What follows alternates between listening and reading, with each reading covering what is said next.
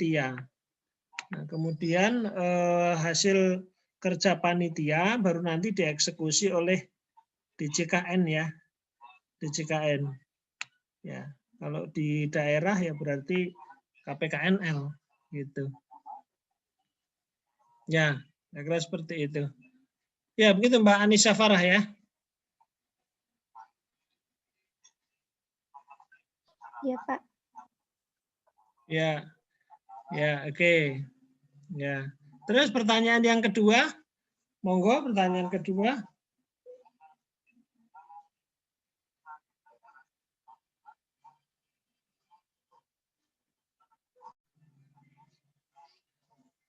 Silahkan.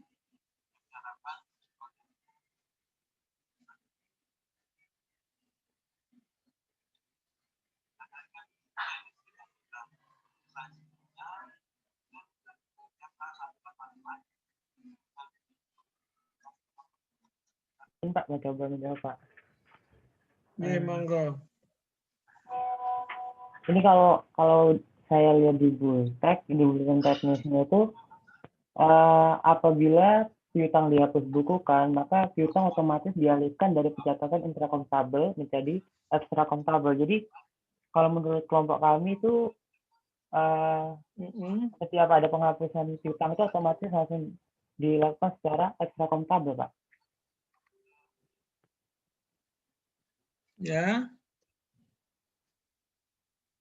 Ya, mungkin seperti itu, Pak. Atau Bapak bisa menambahkan, Pak? Coba diulang tadi pertanyaannya apa supaya ini.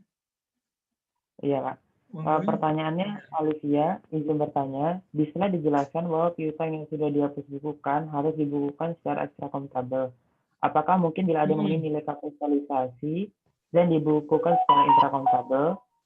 Nah, jawaban kelompok kami itu kalau di buletin teknis itu disebutkan apabila piutang dihapus bukukan, maka piutang dialihkan dari pencatatan intrakontabel menjadi ekstrakontabel.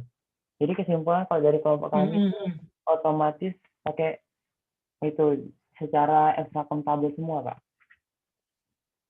Ya, berarti mengikuti petunjuk tadi, buletin teknis tadi, Mas. Ya. Nomor 6. Jadi, ya, Pak. Ya, karena statusnya sudah dihapuskan, kan gitu ya. Ya, maka dia menjadi keterangan di ekstrakontabel gitu. Tidak melihat nilai kapitalisasi ya. Gitu kan ya? Iya, Pak. Ya, kira-kira seperti itu.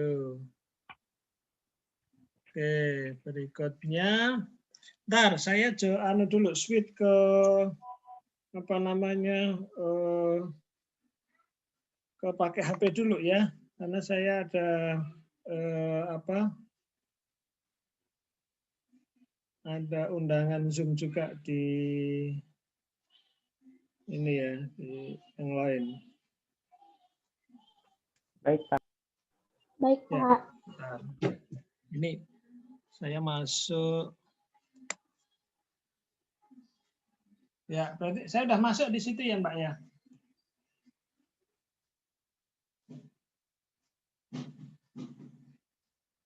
Oke, udah masuk ya.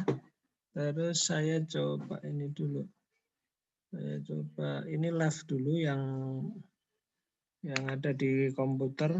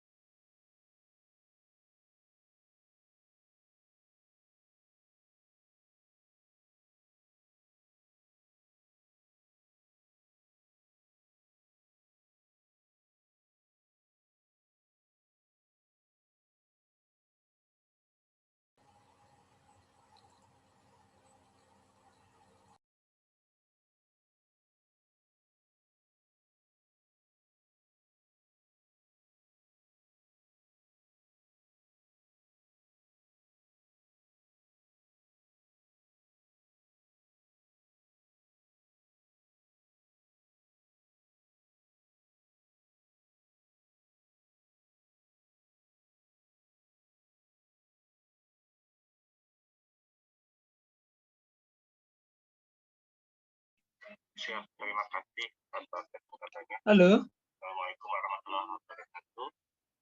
Masuk, Pak. Masuk, Pak. Masuk, Pak. Ya, oke. Pertama, Baik. kami sampaikan permohonan maaf karena pada saat yang bersamaan Pak Direktur serta pimpinan sedang ada agenda yang tidak dapat ditinggalkan. Saat ini sedang rapat dengan Pak Kepala BPPK. Oh, kalau ada yang mau ditanyakan lagi?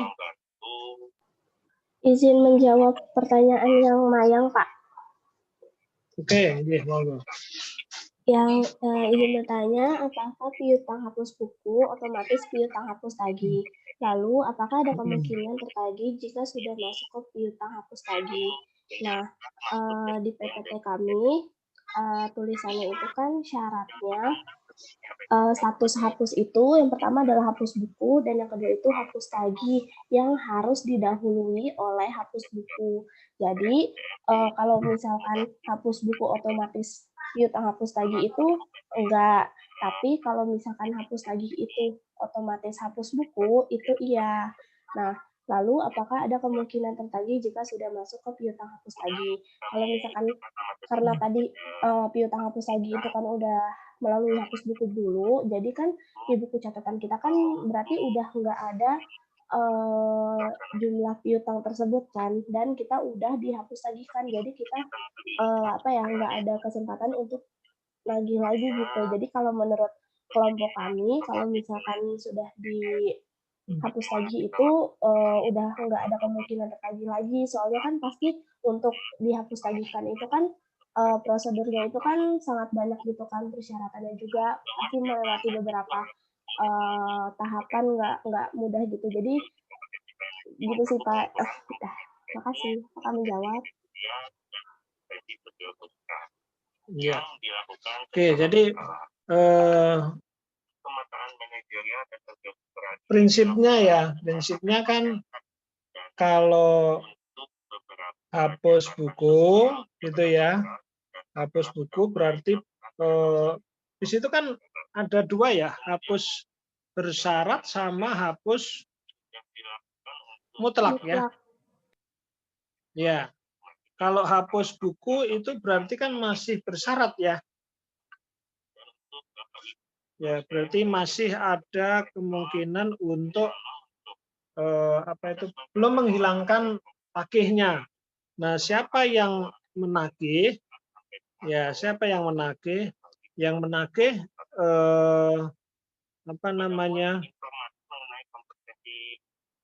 PJKN, ya, PUPN. Nah, kemudian kalau sudah ada hapus mutlak, ya berarti nanti dari mana? Dari satkernya otomatis, ya, otomatis baik satker maupun PUPN sudah nggak perlu atau sudah tidak ada kewajiban untuk menagih, kan gitu ya. Di PP-nya kan seperti itu ya. Tadi di slide-nya yang terkait dengan penghapusan ya, kan ada dua itu, bersyarat dan mutlak ya, mutlak. Jadi buku dulu baru mutlak. Nah, memang logikanya kalau sudah hapus buku gitu ya, hapus buku dari sisi transaksi sebetulnya udah nggak ada, di recordnya kan nggak ada gitu kan ya. Nah, menarik tadi pertanyaannya. Nah, kalau kemudian dalam perkembangan ya, oh ternyata ini malah memungkinkan untuk ditagih kan gitu ya. Memungkinkan untuk ditagih. Ya berarti itu menjadi domainnya PUPN ya. Menjadi domainnya PUPN. Gitu. Baru kalau nanti sudah optimal yang sudah dinyatakan PSBDT ya. PSBDT maksimal. Nah, baru nanti dihapus secara mutlak. Oke, seperti itu. Baik, saya kira cukup untuk ininya, tanya jawabnya ya. Nanti hal-hal lain nanti bisa kita eksplor lagi di pembahasan ini materi ya. Ini teman-teman saya lagi dengerin sosialisasi enggak apa namanya suaranya mengganggu apa enggak? Mbak Yolanda, mengganggu enggak suaranya? Enggak, Pak. Oh enggak, oke. Ya. Baik, coba ini apa namanya? Minta tolong ini apa namanya? Slide yang sudah saya share coba ditayangkan, Mbak. Saya agak susah karena pakai HP ya. Coba. Siapa yang bisa bantu atau hostnya? Manajerial dan sosial kultural sendiri termasuk dalam Permenpan 38/2017 sehingga bahan ini sebetulnya bukan sesuatu yang rahasia jadi bisa diakses oleh publik. Yang artinya Bapak Ibu sekalian sejak tahun 2017 mungkin sudah tahu sudah mengakses dan siapa yang bisa bantu nih jadi, untuk nampilin Mbak Ciasa bisa? Bisa Pak, sebentar Pak. Ya, saya diingatkan dan juga jika ada sesuatu sedikit yang saya kebetulan pas tahu ya mungkin saya bisa sharing bersama supaya kita bersama bisa memiliki persepsi yang sama terkait Permenpan 38 yang ini akan kita jadikan dasar dalam assessment center yang akan kita lakukan. Baik Bapak Ibu sekalian, sebelum kita masuk ke Permenpannya sendiri, kita perlu tahu nanti framework-nya secara garis besarnya ada di mana sih posisinya. Maka nanti kita tahap pertama akan kita bicara terkait dengan kebijakan nasional terkait dengan assessment center ini. Kenapa kemudian ada assessment center dan sebagainya. Dulunya mungkin terlalu. Oke, lanjut Mbak. Ini ya dekade lalu lanjut. Kelihatan gitu. Walaupun sudah ada assessment center mungkin hanya terbatas pada tingkatan jabatan saja. Kenapa sekarang kok semuanya harus assessment termasuk fungsional daya suara juga sudah diakses dan sebagainya. Nanti mungkin kita bicara di sana. Kemudian selanjutnya kita nanti akan bicara tentang levelnya. Ya, nanti untuk dasar hukumnya ya teman-teman cek sendiri ya. Terutama kan di situ ada PP tentang pengelolaan piutang, kemudian mengatur tentang modul piutang. Ya, lanjut.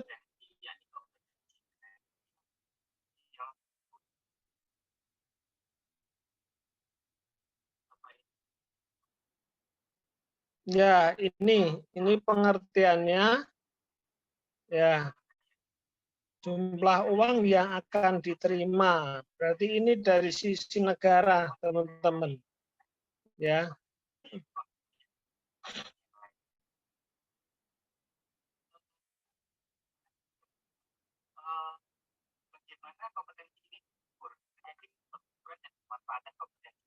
Lanjut, Mbak.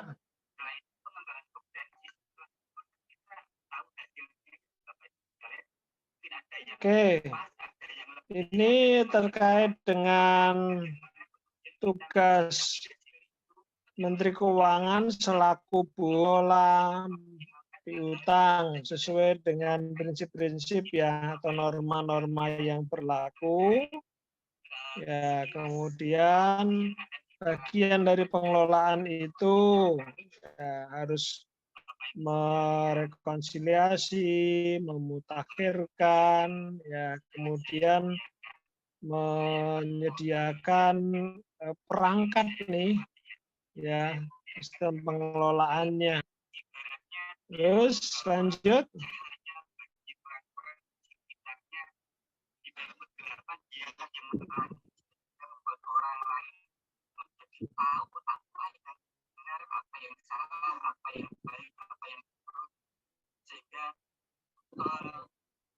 Sangat signifikan sekali peran dosen dalam hal ini bagi mahasiswa yang nantinya akan menjadi orang per pembahasan kita ya dalam pengelolaan ini ya, penatausahaan berarti ada apa nih?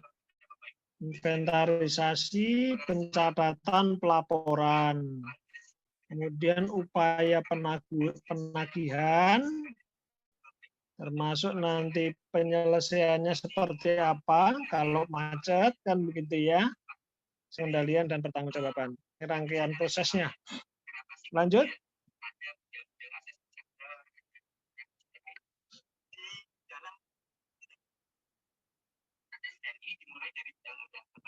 Kegiatannya ya mendetailkan dari tadi proses secara garis besar tadi penatausahaan tadi sudah ya. Jadi inventarisasi, pembukuan, pelaporan, nah termasuk transaksi-transaksi yang ada di situ ya. Munculnya seperti apa, kemudian penyisiannya ya, dan seterusnya. Terus lanjut.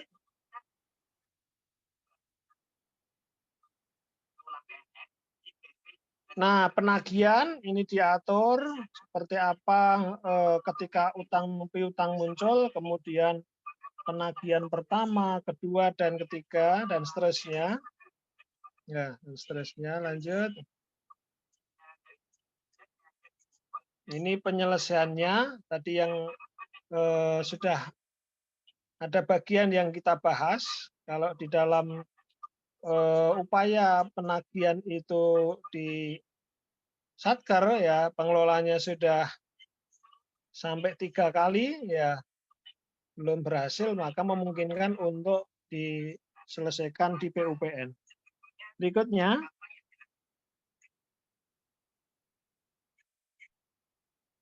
Nah, kalau pembinaan, pengawasan ini banyak ya. Intinya memastikan bagaimana piutang itu dikelola, ya termasuk di situ proses akuntansinya, ya penyisiannya, sampai kepada upaya penagihan, ya dan seterusnya ya, pencatatan dari proses awal munculnya sampai dengan selesainya. Terus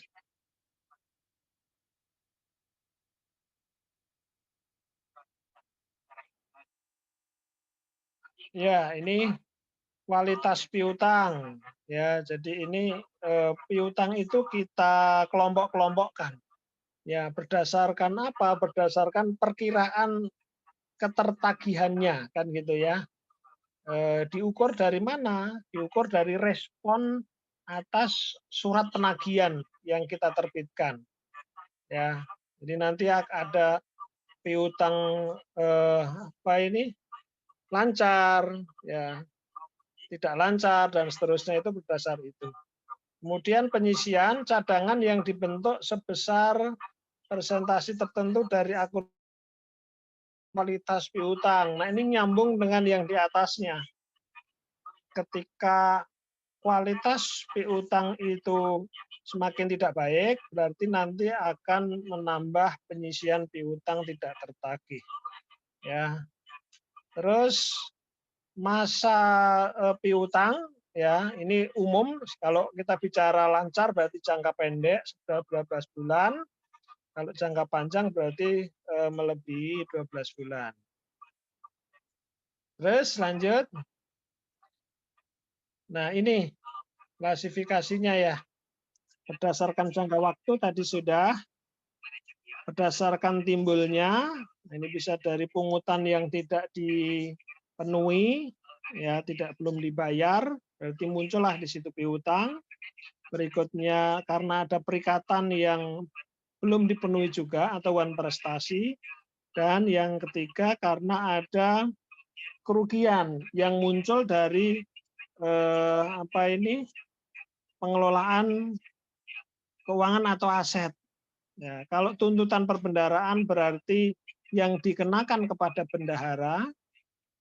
Kalau untuk tuntutan ganti rugi berarti yang dikenakan kepada bukan bendahara, PNS tapi bukan bendahara. apakah harus S3 atau S2 gitu ya. Apakah dari sisi golongan naik ke jabatan jangka pendek ini agak banyak ya. Jadi piutang pajak, piutang bukan pajak, bagian lancar tagihan tadi, misalnya ada tuntutan ganti rugi, ternyata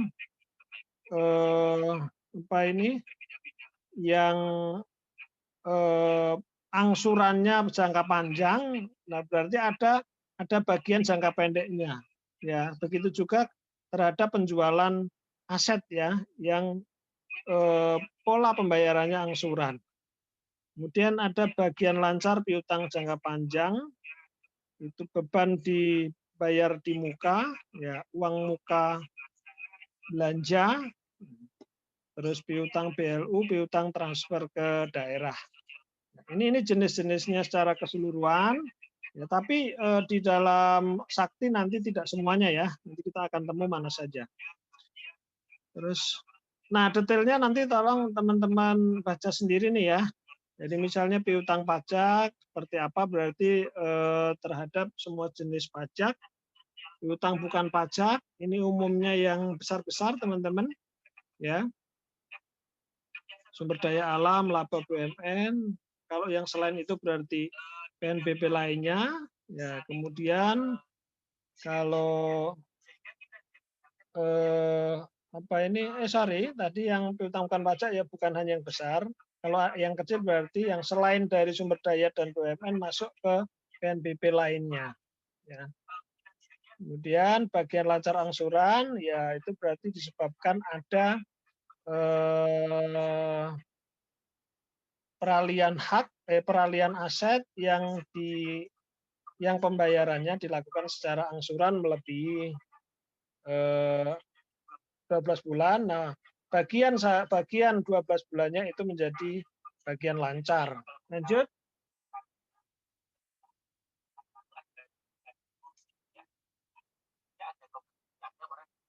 Oke, lanjut. Ya, ini nanti tolong dibaca sendiri ya. Lanjut Mbak Tiasa.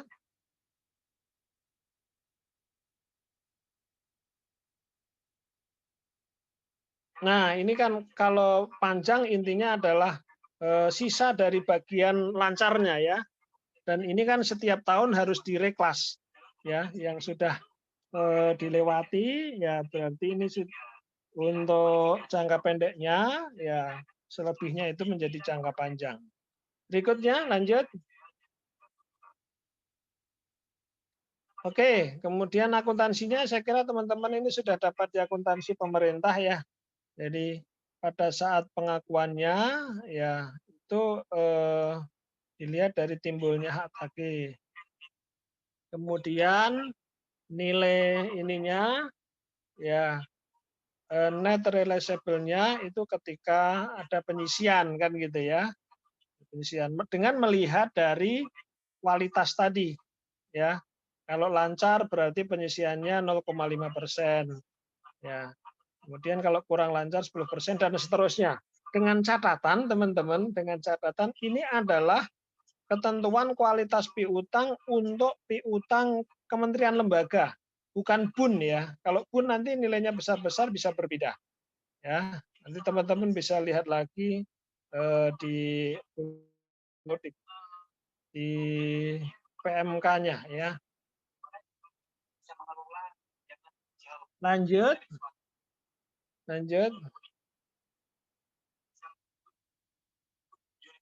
Nah, ini di neracanya ya. Di neracanya ini masuk di dalam aset lancar, jenis-jenis pos piutangnya ya. Apakah ini di semua satker ada gitu ya? Ya untuk satker tertentu ya pasti ini ya belum tentu semua pos ini ada. Misalnya piutang BLU berarti akan ada hanya di BLU kalau memang BLU itu ada piutang yang muncul ya dan sebagainya. Terus lanjut.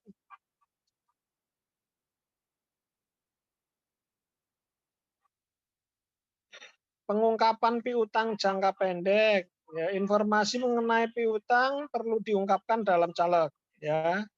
Kebijakan akuntansinya dalam penilaian pengakuan tadi sudah, ya. Rincian jenis-jenis saldo menurut kualitas piutang, ya tadi ada 4 kualitas, ya masing-masing berarti nanti akan ada saldonya. Perhitungan penyisian piutang tadi sudah, penjelasan, ya. Ini kira-kira poin-poin yang nanti akan harus dimunculkan di CALK, ya CALK. Terus lanjut.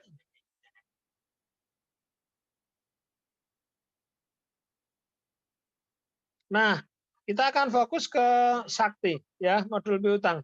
Coba teman-teman perhatikan ruang lingkup yang diakomodir di dalam sakti, ya itu ternyata hanya 3 ini, ya teman-teman. Transaksi piutang PNBP, transaksi piutang tagihan penjualan angsuran, ya mungkin ada semacam rumah dinas yang dijual kepada pegawai, kemudian dicicil dalam jangka waktu bisa 5 sampai 10 tahun, ya. Nah sehingga pengelolaannya nanti dicatat di sini, gitu ya. Kemudian yang ketiga tuntutan perbendaharaan dan tuntutan ganti rugi. Ini yang tadi, ya kerugian negara yang muncul dari pengelolaan aset atau uang. Kalau untuk tuntutan perbendaharaan berarti oleh bendahara mengelola UP dan sebagainya. Kalau untuk TGR berarti oleh PNS tapi non bendahara.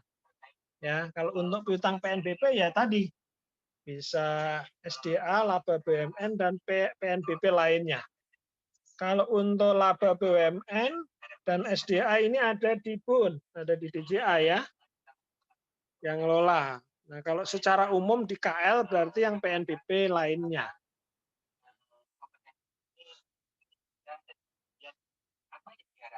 Monggo lanjut.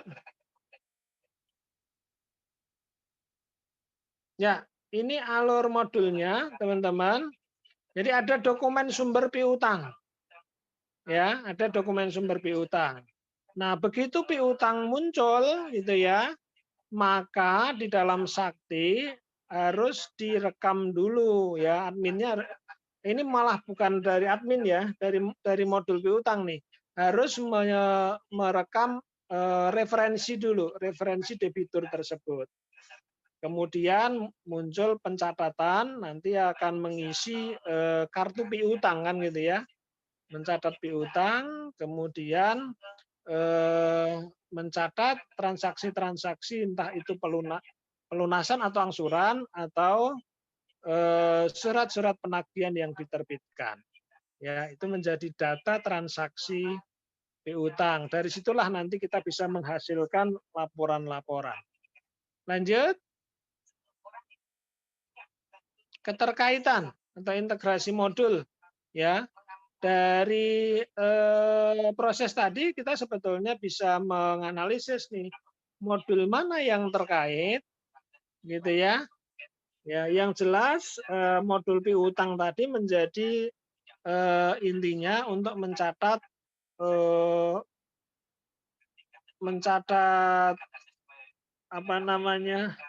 munculnya piutang, transaksi cicilan gitu ya, settlement, kemudian penyisian dan sebagainya, surat-surat penagihan. Nah, ini transaksi-transaksi itu akan terkait dengan modul lain. Ketika memunculkan atau merekam referensi, maka dia terkait dengan modul administrasi. Ya.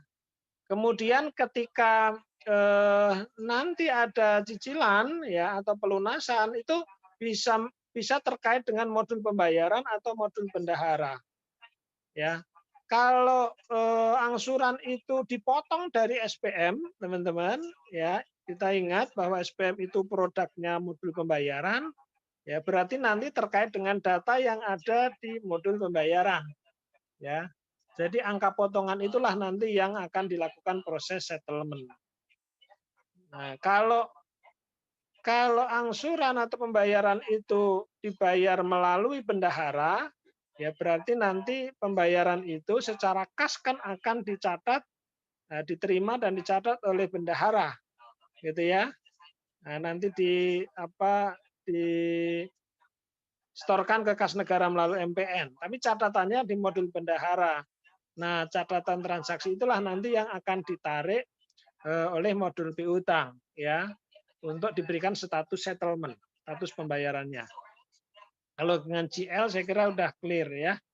Ini proses untuk penjurnalan, ya, kemudian proses tutup transaksi sampai nanti kalau ada koreksi ya. Lanjut.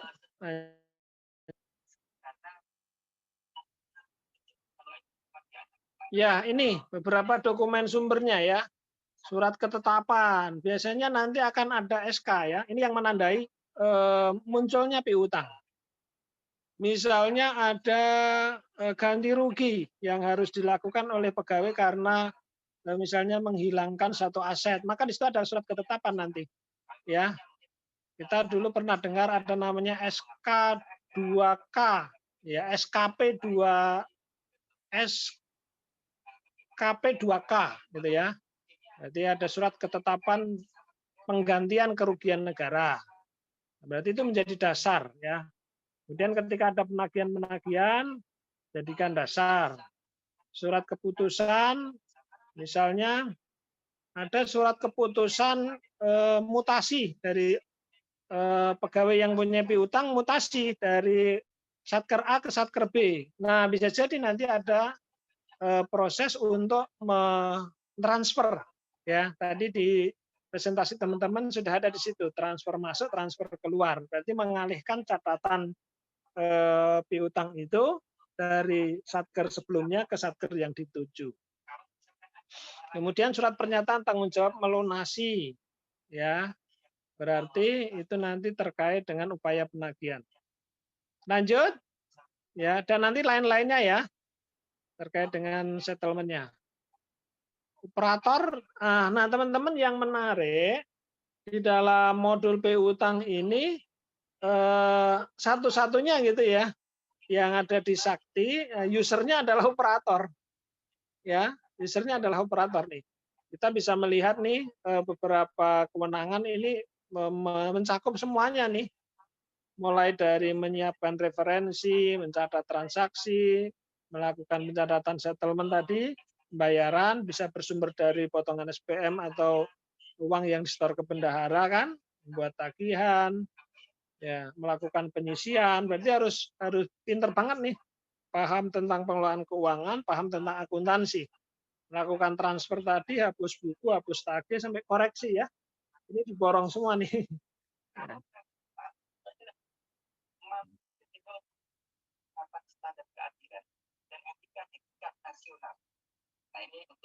Lanjut, monggo. Harapannya bisa menjadi role model atas penerapan standar keadilan dan etika di tingkat nasional. Lanjut. Nah, ini menarik nih teman-teman. Loh, kenapa kok dari transaksi-transaksi yang ada ini, pencatatan, settlement, koreksi, penghapusan piutang, penyisian piutang, ini kok hanya terkait dengan accrual. Ya, padahal kan di situ ada status cicilan kan gitu ya. Nah, penjelasannya begini, teman-teman. Jadi meskipun di sini ada aktivitas angsuran atau cicilan, ya, tetapi secara kas itu dicatat di modul yang lain. Misalnya tadi kalau terkait dengan SPM, ya, kalau angsurannya itu dilakukan melalui potongan SPM, berarti nanti dicatatnya di modul pembayaran.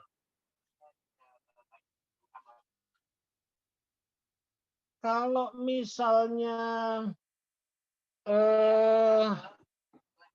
angsuran itu dibayar melalui bendahara, ya, entah langsung menyetor ke kas negara kemudian buktinya diserahkan ke bendahara, atau uang fisik diberikan ke bendahara, bendahara menyetorkan ke kas negara, gitu ya, melalui MPN. Ingat itu penerimaan kan ya. Nah, dari sisi modul piutang dia hanya melakukan settlement, ya, settlement, memberikan status saja, memberikan status bawah saja bahwa terhadap piutang ini sudah dilakukan pembayaran, sehingga tidak mempengaruhi buku besar kas, gitu ya, yang ada di modul piutang, ya, jadi hanya buku besar accrual. Lanjut. Nah, ini modul-modul dari transaksi yang ada tadi, kita sudah bisa melihat modul-modul fitur-fitur yang ada di dalam modul ya. Tadi di video sudah ditayangkan itu di bagian akhir. Merekam, mencatat, gitu kan ya. Oh ya, oke, boleh silakan. Ya, ini modul menu-menunya sudah ada nih. Lanjut, Mbak. Lanjut. Nah, ini untuk perekaman referensi debitur. Jadi pihak yang tadi mempunyai piutang, kita catat di sini profilnya seperti apa, gitu kan ya. Nah, otomatis nanti akan menjadi ID sendiri ya, ID bagi debitur tersebut. Lanjut.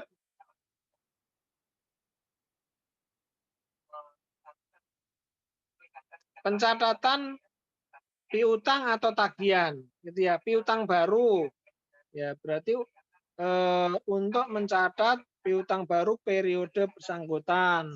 Ya, saldo awal berarti kalau memang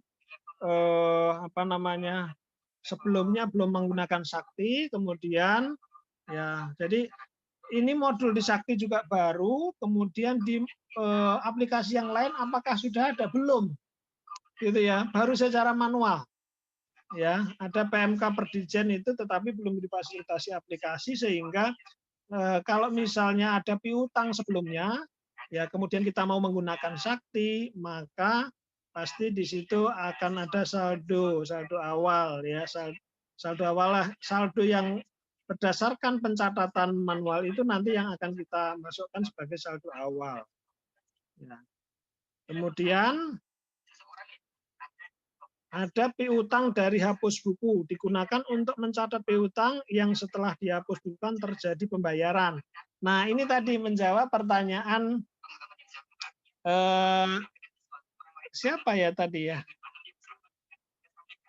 Yang kedua tadi pertanyaan siapa? Lupa ya. Mayang, jadi di sini Pak, nih. yang hapus buku, hapus tagih. Oke, ya, Mbak Mayang ya. Jadi di sini.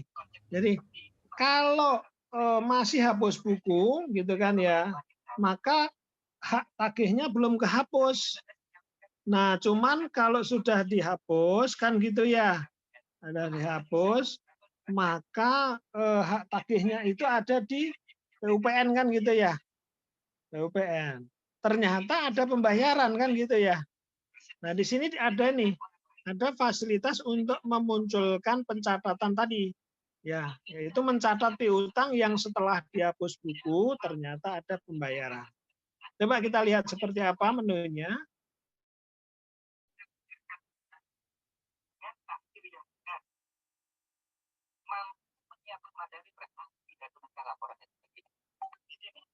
Nah, seperti ini ya.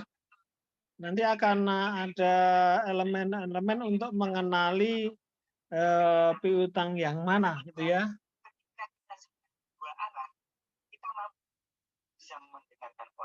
Lanjut. Lanjut.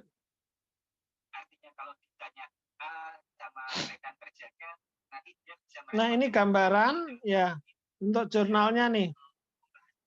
Ada piutang baru, ya, kemudian ada saldo awal piutang tadi yang ketika mau menggunakan Sakti peralihan dari manual ke Sakti.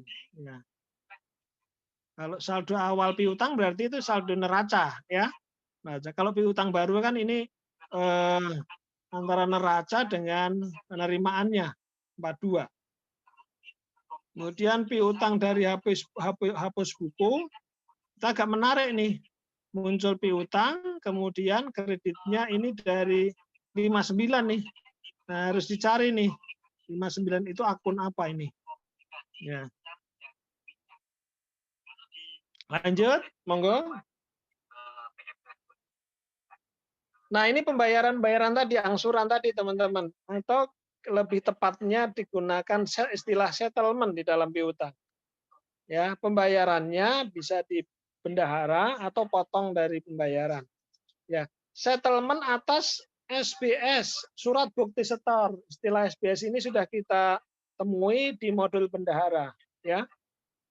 Jadi ada setoran dari debitur, kemudian tunai, maka bendahara menerbitkan SBS. Berdasarkan SBS itulah nanti operator piutang akan melakukan settlement, gitu ya. Jadi ada piutang, ada transaksi angsuran, baru kemudian ada settlement. Kemudian ada settlement SSBP non SBS. Ya, berarti di sini dasarnya apa nih? Coba, pencatatan akan setoran bayaran piutang saat pada modul bendahara pada menu setoran UP, TUP, PNBP bendahara. Ya, jadi di situ dasarnya ya berarti dari setoran langsung ke kas negara. Terus lanjut.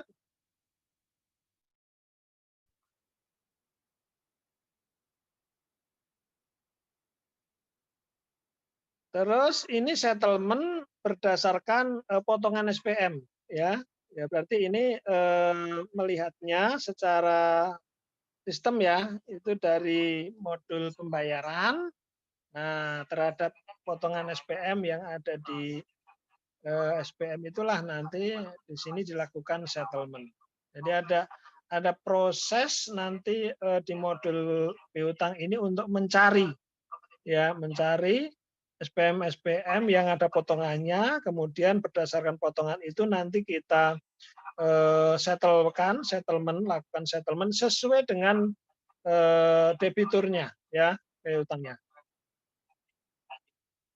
Berikutnya lanjut. Nah, koreksi juga diakomodir di modul ini. Ya, ada perbaikan, ada koreksi nilai mata uang. Kalau misalnya ternyata malas misalnya kan ya, atau menambahkan nilai piutang pada tahun berjalan. Intinya terkait dengan koreksi.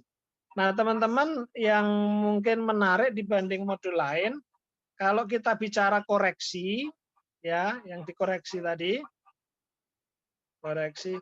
Kalau kita bicara koreksi itu kan secara umum ada di GL kan ya, ya kan?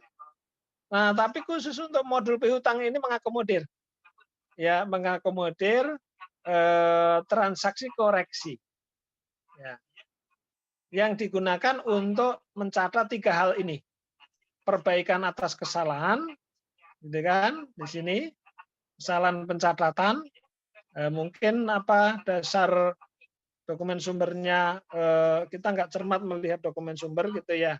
Terus bahkan di sini kesalahan pencatatan yang telah tutup buku atau sudah ada transaksi lanjutannya. Memungkinkan nih. Melakukan koreksi nilai mata uang, menambahkan nilai piutang pada tahun berjalan. Ya. Oke, jadi seperti itu. Lanjut. Restrukturisasi piutang. Ya. Berarti terkait dengan kualitas piutang tadi. Digunakan mencatat perubahan status piutang dengan cara restrukturisasi. Piutang macet dapat direstrukturisasi menjadi ragu-ragu atau kurang lancar. Piutang ragu-ragu dapat direstrukturisasi menjadi kurang lancar. Berarti ini maju ya, kualitasnya menjadi lebih baik. Jadi berdasarkan SPN tadi. Oke, lanjut. Ini ada contoh menunya enggak nih? Surat peringatan ya, SP1 30 hari setelah tanggal jatuh tempo. Ini ya, ketika kualitas piutangnya kurang lancar. Ya, kemudian surat peringatan 30 hari setelah SP1. Jadi sebetulnya lama nih ya, kita berikan kesempatan nih. Oke, pencatatan itu. Terus penyisian, ya, penyisian, melakukan penyisian minimal harus sudah tutup buku sampai dengan bulan sebelum periode semesteran. Jadi berarti penyisian itu dilakukan periodenya semesteran. Persyaratannya maka periode sebelum periode semesteran harus sudah ditutup. Ya, berarti untuk membuat penyisian di semester 1, maka semester 5 statusnya harus sudah tutup buku dulu. Begitu juga di akhir tahun. Ya. Nah, nanti akan proses penyisian, ya, sistem menentukan kualitas piutang berdasarkan transaksi yang dilakukan. Contoh, piutang yang memiliki kualitas macet terdapat pembayaran cicilan pada bulan 4 dan setelah itu dijadikan penyisian pada bulan 6. Maka kualitas piutangnya menjadi lancar. Ya, jadi seperti itu. Nanti akan dibantu oleh sistem. Dengan membaca apa? Membaca kualitas piutang tersebut. Nah, berdasar kualitas piutang akan dilengkan ke logika penyisian. Ya, 0,5% dan seterusnya. Berikutnya transfer masuk, transfer keluar. Tadi sekilas sudah saya jelaskan ya. Kalau ada pegawai yang punya utang, ya berarti dia statusnya sebagai debitur, terus tercatat di suatu satker, misalnya satker A, dan kebetulan pegawai atau debitur tadi pindah ke satker B, maka catatan piutangnya juga harus dipindahkan ke satker B, karena kan nanti proses menyicilnya, mengangsurnya di sana. Sehingga akan ada transaksi transfer keluar dari satker A dan nanti akan diterima oleh satker B dalam bentuk transfer masuk. Ya. Hampir sama ketika kita membahas BMN atau persediaan kemarin. Ya, lanjut, Mbak. Penghapusan piutang ini tadi, ya, penghapusan piutang ada hapus buku, ada hapus tagih. Ya, hapus tagih itu bisa dilakukan kalau sudah melalui hapus buku. Ya. Jadi ini digunakan untuk melakukan penghapusan terhadap piutang macet dan belum ada pembayarannya. Piutang yang sudah mendapatkan SP3 dan belum ada lanjutan transaksi pembayaran karena kualitas berubah menjadi macet hanya saat dilakukan penyisian. Ya. Jadi kalau misalnya tadi ya dipindahkan, ya ini yang penting kategorinya macet, ya. Kemudian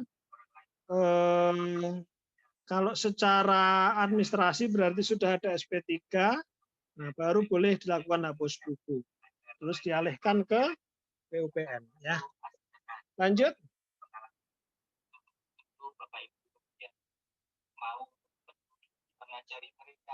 Lanjut, ini apa nih? Tutup periode. Tadi sudah ya. Tutup periode, tutup buku itu semesteran. Nah, ingat bahwa untuk melakukan tutup buku maka di periode bulan sebelumnya juga harus dipastikan sudah benar dan dilakukan tutup buku. Monggo, lanjut. Laporan-laporan piutang, ya. Ini ada rekap piutang yang sudah lunas, ada kartu piutang, berarti kalau bicara kartu piutang itu per debitur ya. Kemudian ada kartu penyisiannya, ya, dan seterusnya. Lanjut.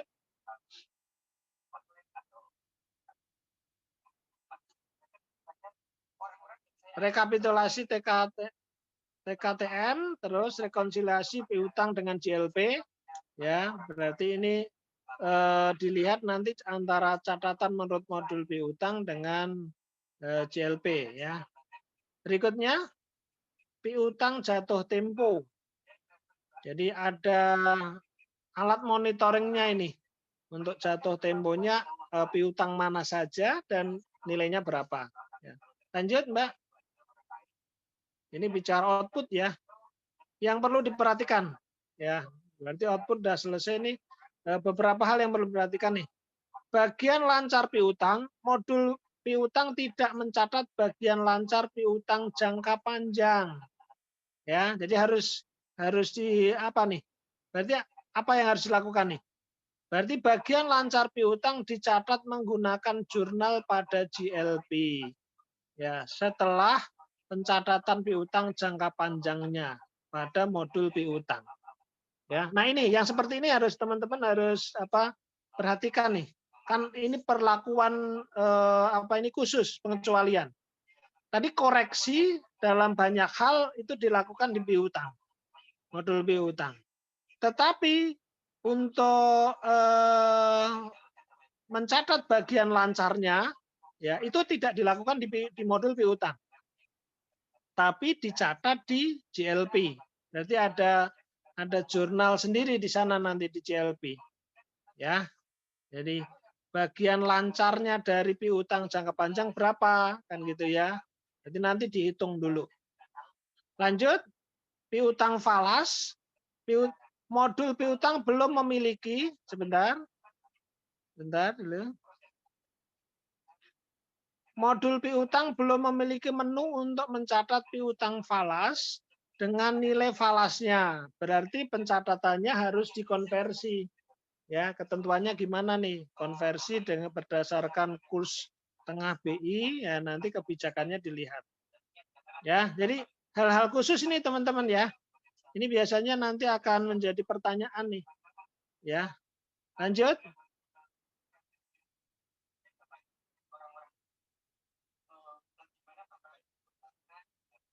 Oke, nih interkoneksi sakti dengan perpajakan. Tadi teman-teman untuk sakti gitu ya, ruang lingkupnya kan tidak termasuk perpajakan kan gitu ya. Hanya PNBP, penjualan angsuran tadi, kemudian tuntutan ganti rugi atau tuntutan perbendaraan. Nah, padahal jenis piutang yang lain banyak kan gitu ya. Antara lain di sini ada piutang perpajakan. Nah, untuk piutang perpajakan dalam hal ini DJP dan nanti DJBC ya. Nanti ada perlakuan khusus. Ya, ada perlakuan khusus nih. Pencatatan data transaksi piutang perpajakan ke sakti dilakukan melalui interkoneksi. Gitu ya. Khusus nih nanti ditangani khusus ya.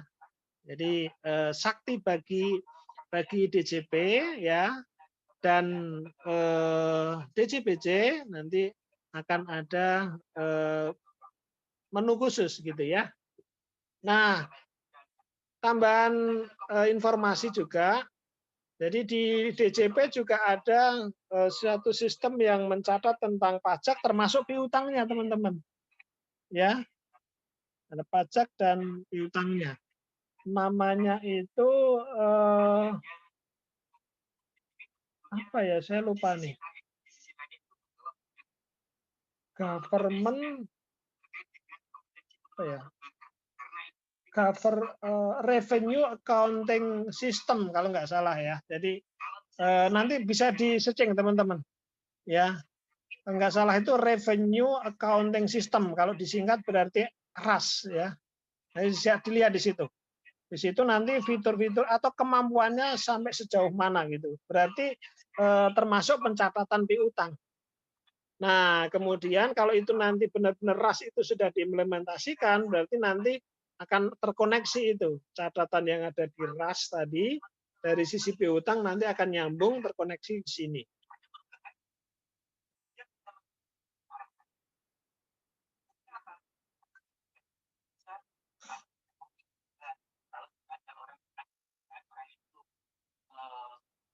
Lanjut, monggo.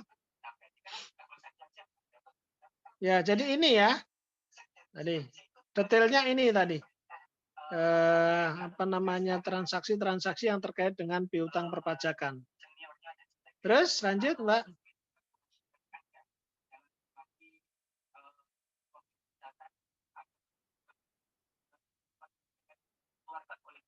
Nah, ini apa namanya tergambar nih diagram alurnya nih. Jadi ada perlakuan khusus ya terkait dengan piutang pajak yang baik yang ada di DJP maupun di DJPC. Sistemnya nanti di DJP namanya secara umum namanya SIDJP, Sistem Informasi DJP. Kemudian di Bea Cukai itu namanya CISA ya, Custom Access Information System and Automation. Ya, nanti bisa searching teman-teman. Lanjut.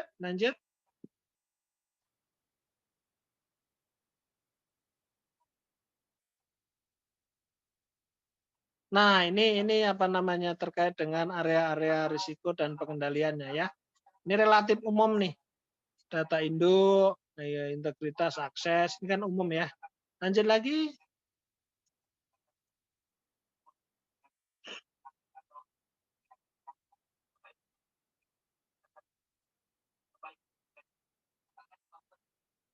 Terus kehilangan kerusakan data, ya ini apa baik terkait dengan ininya sumbernya maupun di database-nya ya. Terus lanjut.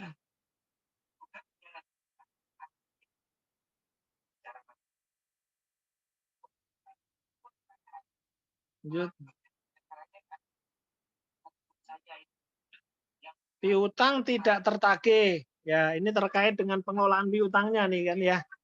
Jadi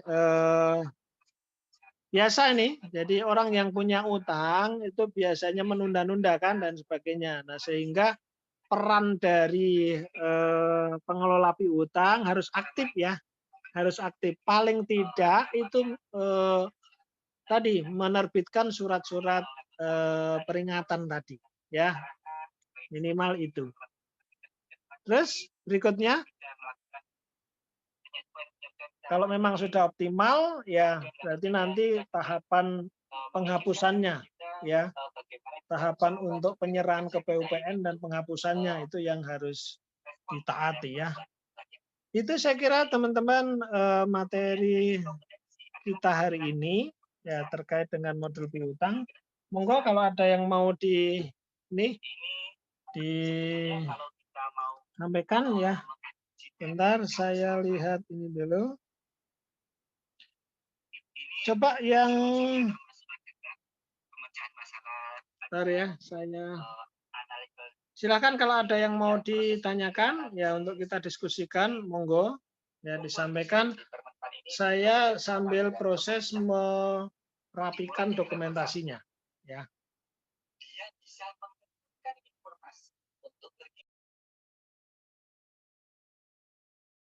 Dan bisa menerima kemajuan. Oke, silakan. Udah, kalau bisa di-share.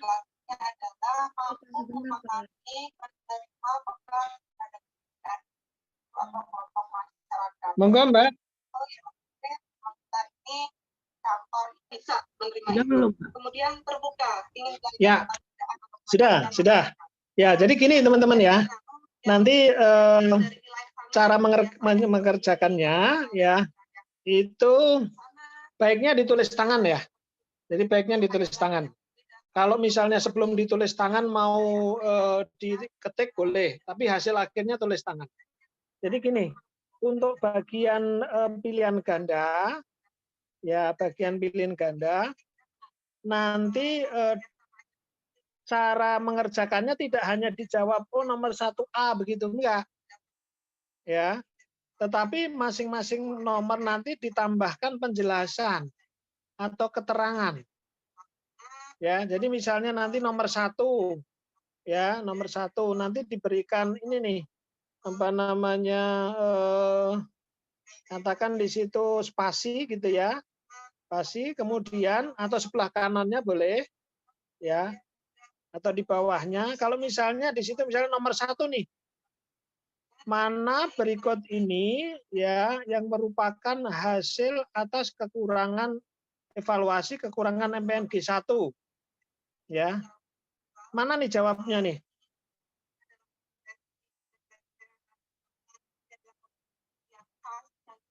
oleh seorang ASN karena Bukannya Pak. Yang C, Yang Bu. mana nih? Yang C, Berarti Pak. di sini pertanyaannya kan hasil evaluasi atas kekurangan. Berarti yang ditanya yang bukan ya. Bukan kekurangan, tapi kelebihan. Yang mana nih? Informasi penerimaan diyakini secara real time. Kita lihat satu-satu ya. Waktu penyetoran penerimaan negara terbatas. Benar nggak nih?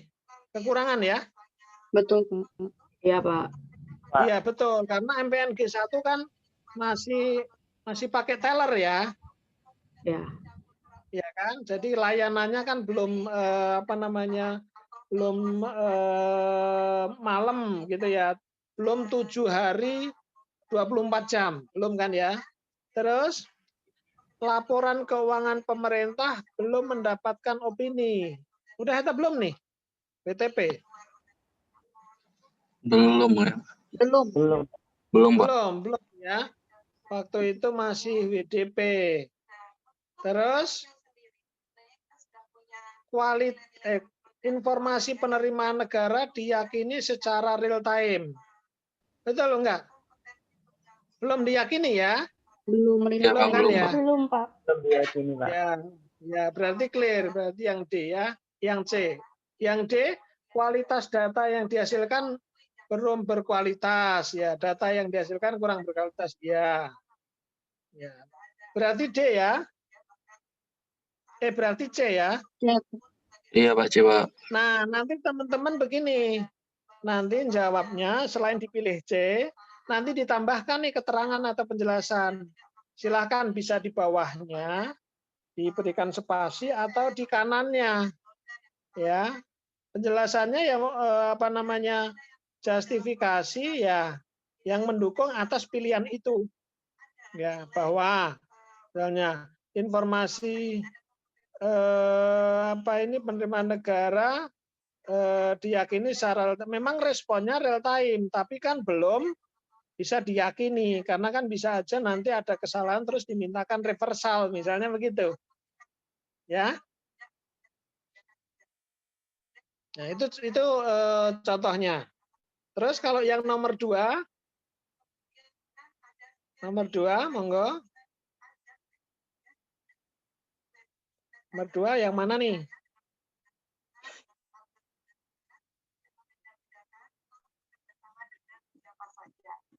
Kemudian di pelayanan seperti tadi juga ada di profesionalisme, kita memberikan pelayanan dengan orientasi kepuasan pemangku kepentingan dengan tidak membedakan stakeholder kita. Kemudian kesempurnaan di sini ada perilaku utamanya adalah mengembang inovasi dan kreativitas di mana kita terbuka terhadap informasi. Mana nih? Siapa? Penerimaan KPPN, setoran langsung melalui BI dan melalui MBN. Nah, coba mana nih? Ini harus hati-hati ya teman-teman ya. Jadi ini sekilas mendekati benar semua yang lain ini. Ya. Coba kita lihat penerimaan melalui MPN, penerimaan melalui penerimaan melalui KPPN, penerimaan melalui potongan SPM dan pengesahan, penerimaan melalui MPN G3 dan G2 G3. Yang A ini yang kurang apa ini? BI, Pak. Iya, betul. Di situ belum muncul penerimaan yang diterima melalui BI. Ya, kira-kira seperti itu ya. Jadi jangan sampai kejebak nih. Ya. Oke, kalau yang B apa yang kurang nih, teman-teman?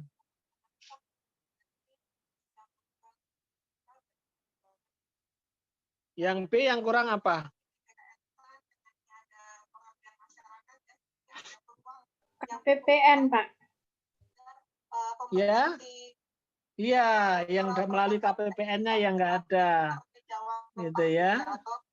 Teraplikasikan di pekerjaan. Oke. Pak, tapi bukannya retur SP2D itu juga bagian dari yang penerimaan di KPPN ya Pak? Iya, benar, bagian dari penerimaan di KPPN. Tetapi kan di situ tidak lengkap kan ya? Kan ada penerimaan potongan dari SPM. Ini yang nyambung dengan tadi Mbak. Kalau dia mengangsur apa tadi piutang kan ya? Oh iya Pak, ini GLP ya Pak? Betul. Contohnya kalau misalnya ada pegawai yang kebetulan misalnya membeli rumah dinas, terus cicilannya dipotong dari SPM, dari gajinya kan itu nanti muncul di SPM kan gitu. Dan lainnya kan banyak nanti. Bendahara yang merugikan ternyata dipotong dari SPM kan berarti nanti dia melekat di potongan SPM, di SPM-nya. Sementara yang B ini kan bicara SP2D yang tidak tersalur kemudian dibukukan lagi. Nah, bisa jadi tidak tersalur itu karena mungkin rekeningnya yang bermasalah kan gitu. Ya. Jadi belajar dari nomor 2 ini ya pokoknya teman-teman harus melihat satu persatu dengan cermat ya. Oke ya. Baik Pak. Baik Ya, Pak. makanya cara belajarnya tadi teman-teman coba teman-teman tambah dengan penjelasan supaya benar-benar paham gitu. Mana yang memenuhi, mana yang tidak. Gitu. Kurangnya di mana gitu. Oke, saya kira itu teman-teman gambarannya ya untuk pilihan ganda termasuk tadi cara mengerjakan. Coba sekarang beralih ke yang IC. Yang IC. Turun, Mbak. Turun, Mbak Tiasa ke bagian IC-nya. Karena di PKN yang mengatur tentang itu untuk pelaksana dan yang setara itu nanti ada metode penilaian yang sederhana. Gitu. Nah, sedangkan untuk struktural, kemudian untuk jabatan fungsional setara ini akan menggunakan metode assessment center di Kementerian Keuangan itu yang kompleks, sifatnya kompleks, yaitu terdiri dari beberapa simulasi, kemudian juga ada wawancara. Ya, ayo di bagian akhir sudah belum? Assessment center ini hasilnya nanti akan digunakan untuk bahan pengembangan kompetensi dari kita semua. Kemudian juga oleh manajemen akan digunakan sebagai bahan untuk pemetaan pegawai dan pengembangan karir. Dan untuk promosi dan mutasi ini mungkin saat ini yang cukup berpengaruh di jabatan struktural ya, promosi dan mutasi, namun untuk kedepannya JF1 untuk naik jenjang itu perlu ada hasil dari asesmen kompetensi manajerial dan sosial kultural. Nah, bagaimana kategori penilaiannya? Kategori penilaian sesuai dengan peraturan BKN nomor 26 tahun 2019 adalah minimal itu 78%. Jadi semua ASN dinyatakan cukup optimal menjalankan tugas dalam jabatannya apabila memenuhi standar minimal. Oke, jadi teman-teman untuk yang IC juga sama nanti ya, ditulis ya, ditulis. Silahkan ini ada soal model case, ya ada juga soal yang sifatnya deskripsi, ya.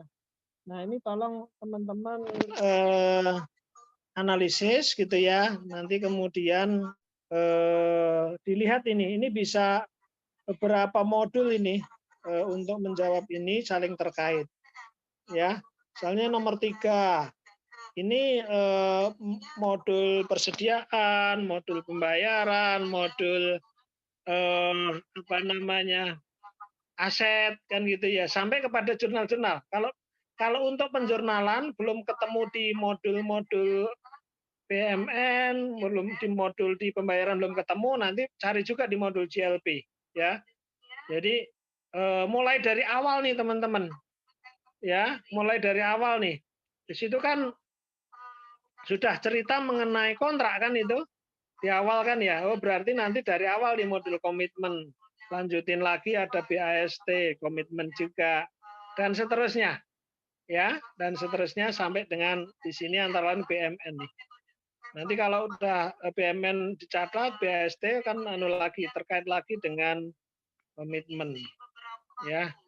Oke, saya kira itu teman-teman untuk materi latihannya. Silahkan nanti dikerjakan, dikumpulkan individual, ya, ditulis. Nanti kalau sudah selesai, silahkan difoto ya, foto atau disimpan dalam PDF. PDF saja, ya. Jadi ditulis, kemudian foto, tapi simpannya ke PDF. Nanti untuk kira-kira waktunya, ya, waktunya kita berikan alokasi waktu berapa nih? Yang agak longgar berapa nih, teman-teman? Seminggu bisa? Halo? Bisa, Pak. Pak. Seminggu. Oke, ya, jadi kita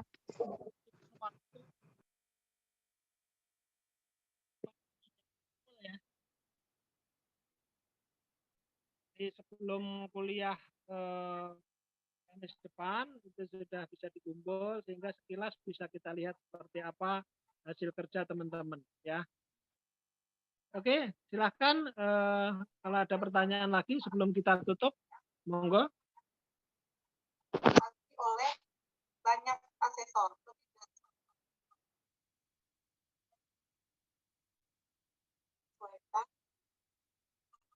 Ini pun ada jakung asesor, ini seperti saya dan Pak Sartono. Ini adalah jakung asesor SDM. Kemudian ada calon asesor. Ini calon asesor ini di Kemenkyu sepertinya sudah nggak ada ya Pak Sartono ya, sudah semuanya sudah diangkat. Jadi sudah tidak ada calon asesor.